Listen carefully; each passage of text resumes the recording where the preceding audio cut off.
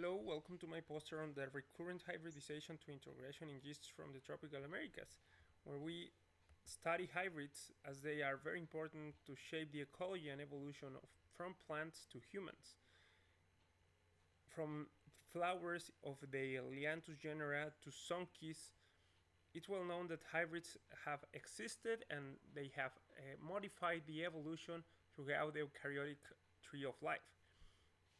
For instance, the cross between a donkey and a zebra will make this a hybrid that is very resistant but is not fertile, therefore constituting an evolutionary dead end. But also, in other cases, such as these Darwin finches, two species can breed and make a hybrid descendant, which is actually part of a novel species, and that novel species is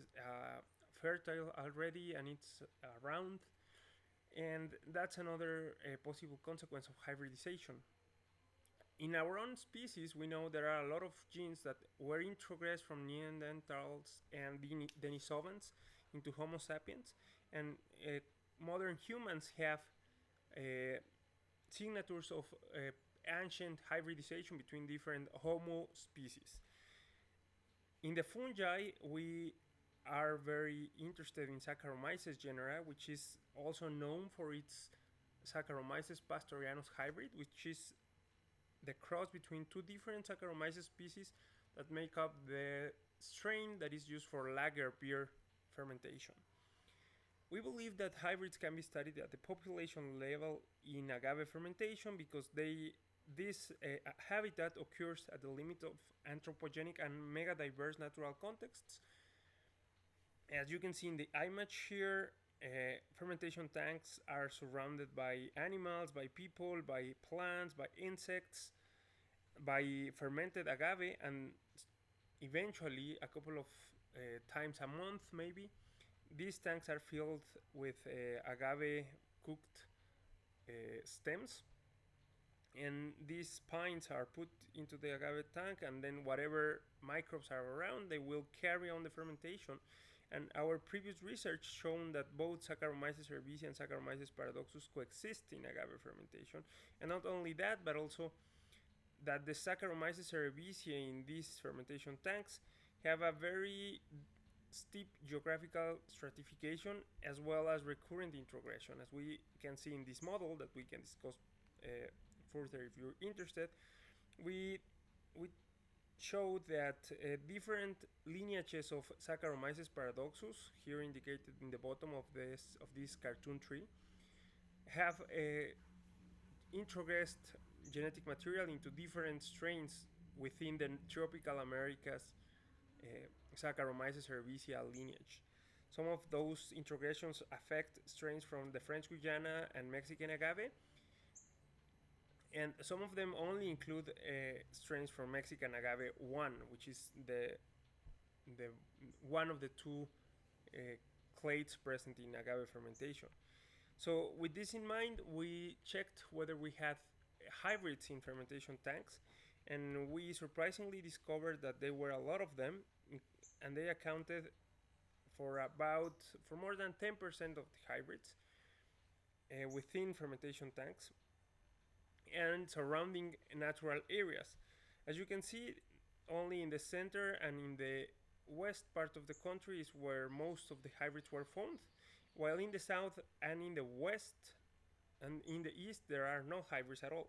Also, if they come from distillery, the samples, we find hybrids, but if they come from natural environments surrounding distilleries, they do not have hybrids, suggesting that there may be some relevant climate characteristic favoring hybrid either occurrence or stabilization or survivorship. We don't know exactly what. One of those things that correlate with hybrid presence is that they exist in colder places, as you can see in this scatter plot here below, and this led us to wonder whether all of these hybrids come from the same hybridization event or they come from different hybridization events. And we built these phylogenies in the left Saccharomyces cerevisiae and in the right Saccharomyces paradoxus to find that all of the subgenomes from Paradoxus in these multi-species hybrids, all of them belong to the same Saccharomyces paradoxus lineage, but their Saccharomyces cerevisiae component actually comes from very different lineages. Some of them are from the Mexican agave 1 lineage, which is here in purple. Some of them come from the tequila lineage, which is in yellow brownish. And another bunch of hybrids actually are very similar to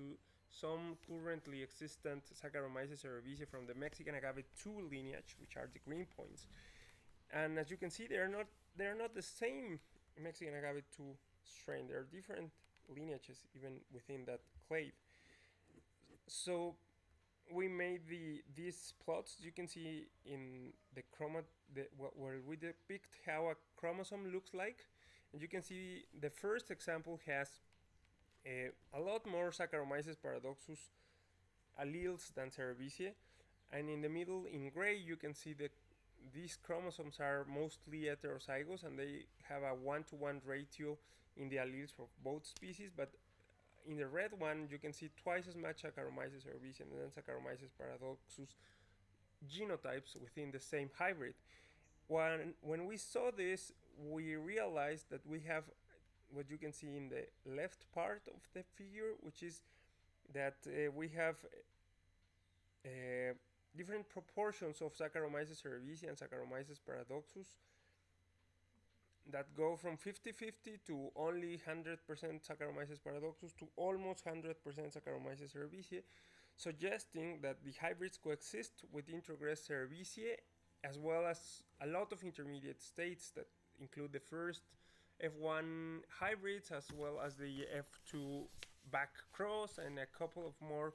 back crosses until you get to introgressions in red here, introgressed Saccharomyces cerevisiae.